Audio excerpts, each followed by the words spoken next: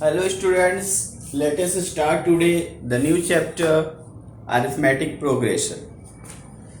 At first we will talk about a little bit about the arithmetic progression. Arithmetic progression is a series or a sequence where the series is increasing or decreasing by the same number. तो कुछ ऐसा होता है कि एक series होता है AP और जहाँ पे इसके जो सीरीज है या तो सेम नंबर से इंक्रीज होता है या सेम नंबर से डिक्रीज होता है. तो this is the basic fundamental things about the AP.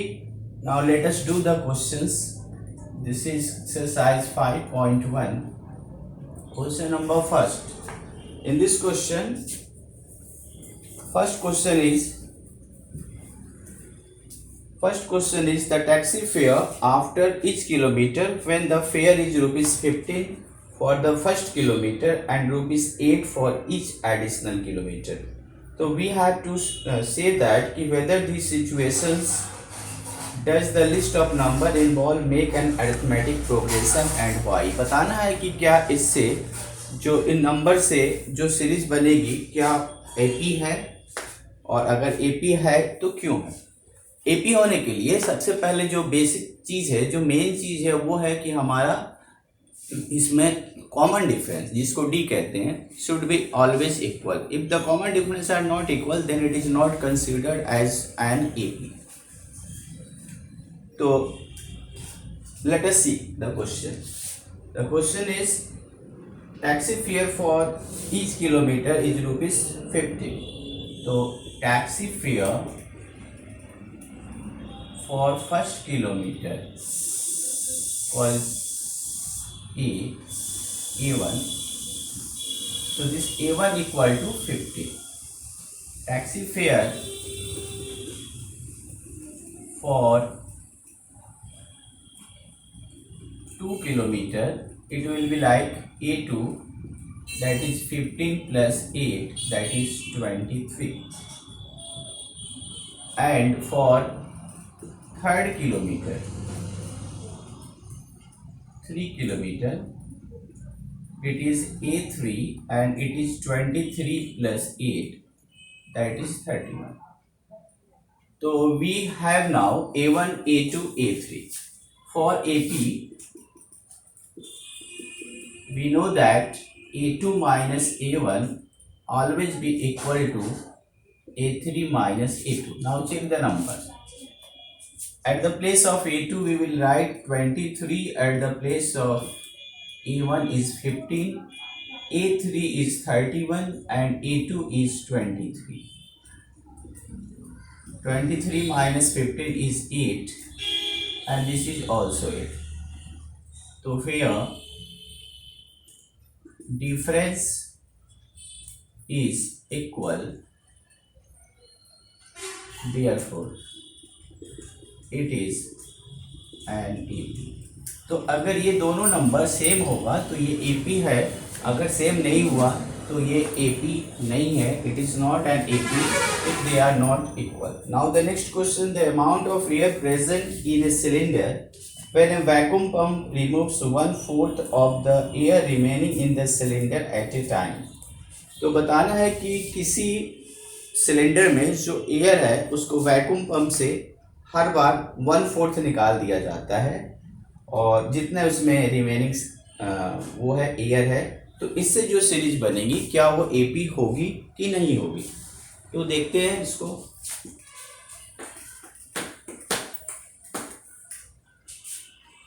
Start करेंगे कि let the air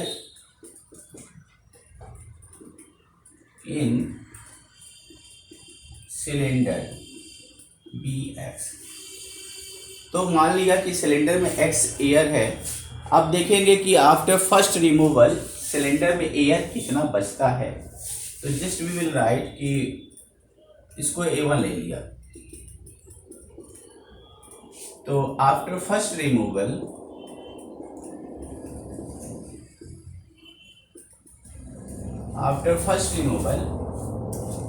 air remains equal to x minus 1/4x, that is x minus x by 4, and this is 4x minus x, 3x by 4. इसको हमने लिया a2. It is taken as a2, and after this, after second removal,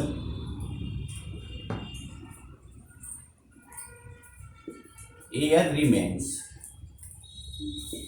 equal to इसका 1/4, तो 3x/4 तो बचा है, और इसमें से 3x/4 का 1/4, तो दैट इज 1/4 इंटू 3x/4, तो it is 3x/4 minus 3x/16, this is 16, 12x minus 3x, that is 9x/16. Now we will check whether it is an AP or not. तो for AP के लिए जरूरी है कि A2 minus A1 equal हो A3 minus A2 से। तो A2 हमने लिया है 3x/4, A1 है x, A3 है 9x/16, और ये है 3x/4। इसको चेक करेंगे, एलसीएम लेंगे, एलसीएम होगा 4, तो 3x minus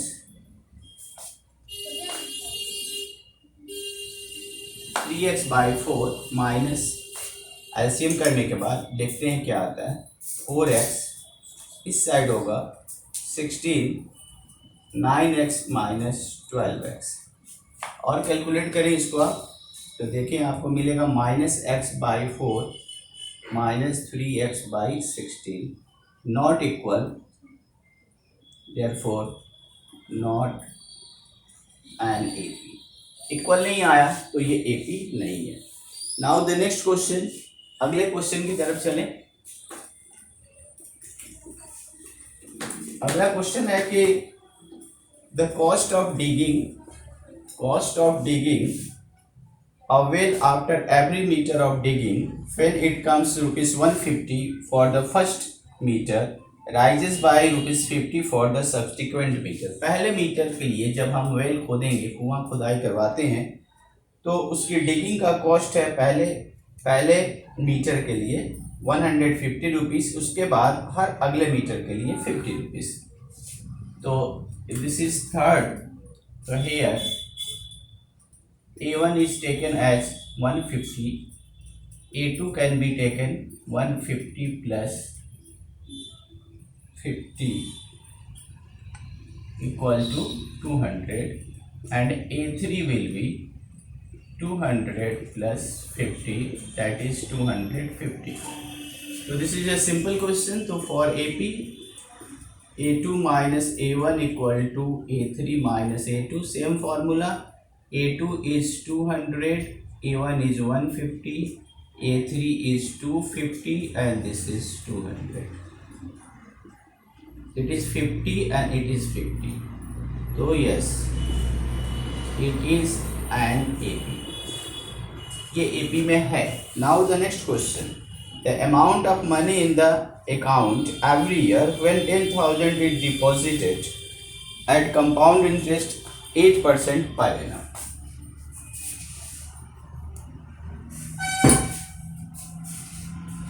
So we have to say about the question, the amount of money in the account every year. हर साल 10,000 रुपीज़ अकाउंट में जमा किया हुआ है, तो हर साल उसमें 8% रेट ऑफ इंटरेस्ट बढ़ता है। तो बताना है कि जो सीक्वेंस बनेगा वो AP में है कि नहीं। तो हमने क्वेश्चन नंबर 4 लिया और इसको लेट किया, लेट A1 इक्वल टू 10,000, तो A2 इक्वल टू क्या होगा, A2 होगा हर दूसरे साल, मतलब एक साल के बाद। तो इसमें फॉर्मूला लगा दें, 10,000 इंटू 1 प्लस रेट है 8%, 8/100। इसको सॉल्व करेंगे पहले साल के बाद। फिर A3 में लेंगे 10,000 1 प्लस 8/100 पावर 2।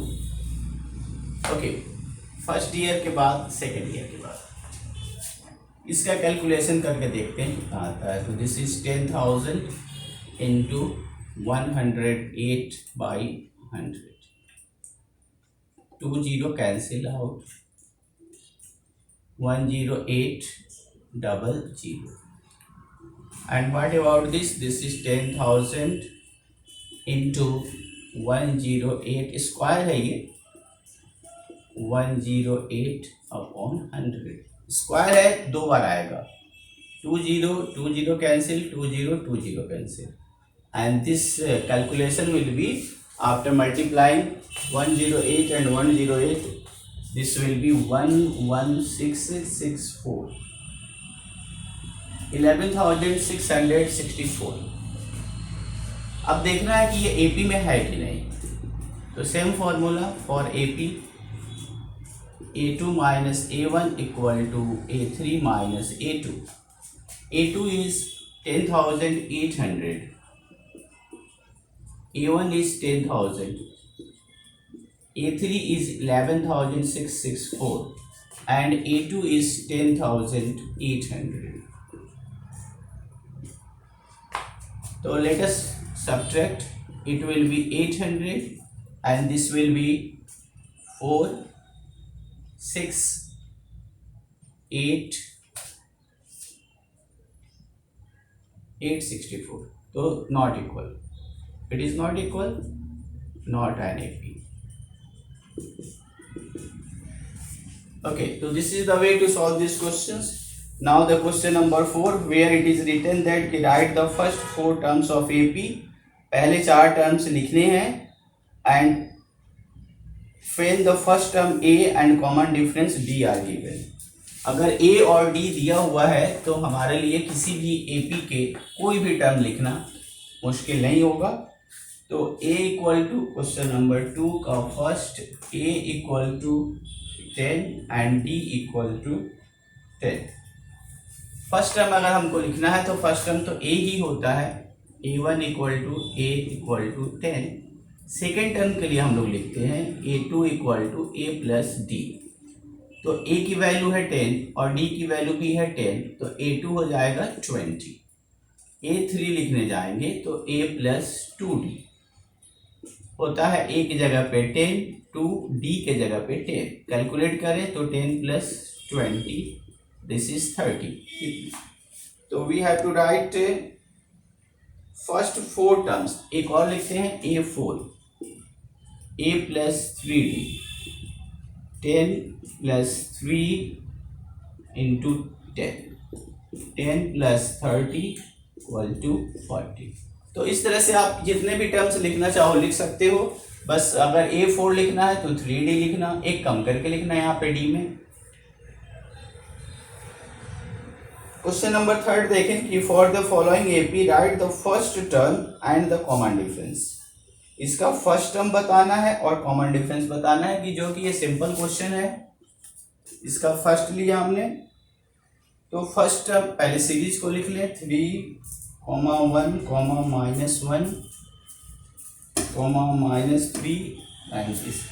तो A है इसका 3, फर्स्ट टर्म मतलब A1 भी लिखा जाता है, एंड कॉमन डिफरेंस तो D इक्वल टू 1 - 3। किसी भी बाद वाले से पहले वाले को माइनस करते हैं तो डिफरेंस हो जाता है, कॉमन डिफरेंस। हर क्वेश्चन में ऐसे ही करना है आपको। अगर आपने इसका सेकेंड क्वेश्चन को देखा तो इसमें A है -5 और D होगा -1 -5, 2 बार माइनस साइन आएगा, फिर कैलकुलेट करेंगे। क्वेश्चन नंबर 4 में देखते हैं क्या है। 4 में है कि which of the following are AP if they form AP, common difference D, find the common difference D and write 3 more terms. अगर ये AP है तो उसके बाद का कॉमन डिफरेंस भी हमको बताना है और उसके बाद के 3 टर्म्स भी बताने हैं। तो just see here question number 4।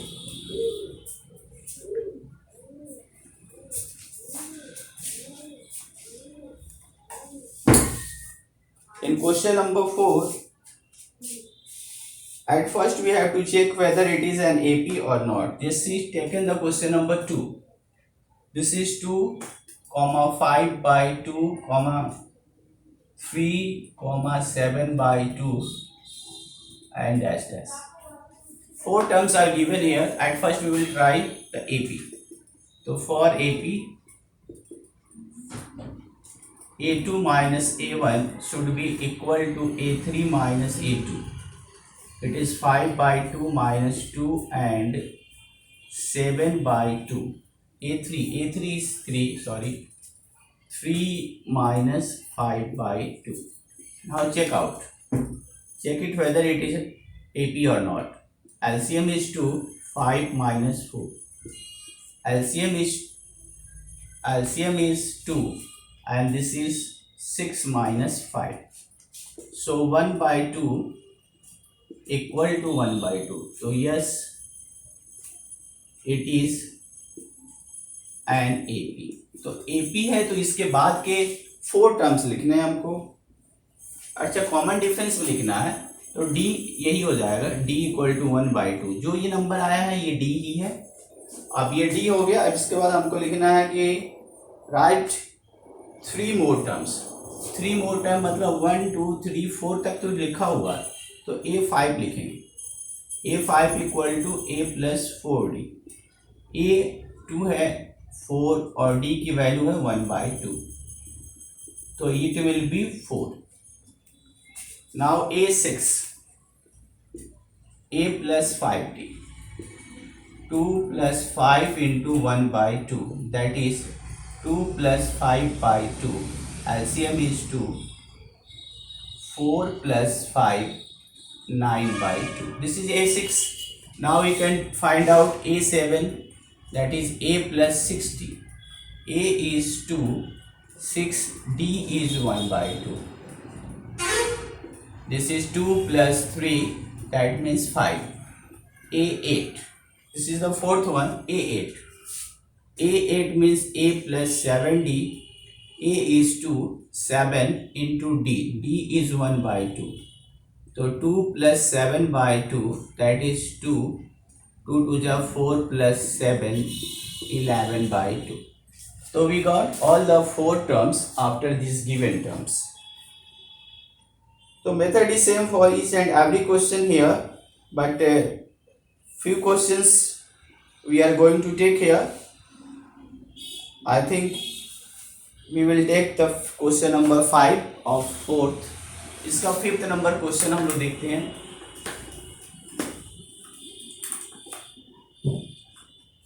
The question is 3 plus 3 comma 3 plus root 2 comma 3 plus 2 root 2 comma 3 plus 3 root 2 and dash dash. तो एट फर्स्ट हमको पता करना है AP. तो for AP A2 minus A1 equal to A3 minus A2. A2 है 3 plus root 2. ये है हमारा A2. A1 है 3 तो माइनस 3. A3 है ये 3 प्लस 3 रूट 2. A3 है. A2 है 3 प्लस रूट 3 प्लस 3 रूट 2 नहीं, 3 प्लस 2 रूट 2 है ये. 1 2 3 और ये है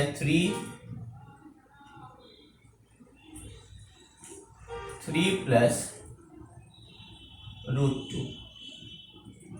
ऐसा हमने यहाँ ब्रैकेट यूज किया है. तो 3 plus root 2 minus 3 equal to 3 plus 2 root 2 minus 3 minus root 2. ये माइनस दोनों में इंटू होगा. अब आप इसको 3 को कैंसिल कर सकते हो. आपके पास बचा रूट 2 और इधर बचा 2 रूट 2 माइनस रूट 2. रूट 2 इसमें से इसको माइनस करेंगे तो रूट 2 आएगा. Yes in AP. AP तो है. AP है तो इसके बाद के हमको 3 टर्म्स और निकालने हैं. तो 3 टर्म्स निकालने हैं. 4 टर्म्स दिया हुआ है तो हम सबसे पहले A5 में जाएंगे. A5 equal to A plus 4D. तो A means 3, 4, D means root 2. तो 3 प्लस 4 रूट 2. A6 में जाओ आप तो A प्लस 5D ए का मतलब है 3, 5 तो ठीक है, डी मीन्स √2, तो 3 + 5√2। A7 में जाओ, a + 6d 3 6√2। तो we have written here. Now just take another question. One more question we are going to take. Just see question number 13. This is √3, √6, √9, √12. तो फॉर AP पहले AP चेक करें कि ये है कि नहीं। तो A2 - A1 = A3 - A2, A2 √6 - √3, and now this is √9 - √6। ये इसमें से माइनस नहीं होगा, ये 3 - √6। √6 में से √3 को माइनस नहीं कर सकते, ना ही इसमें से इसको माइनस कर सकते हैं, तो not equal, therefore not in AP. So this is all for today. Thank you.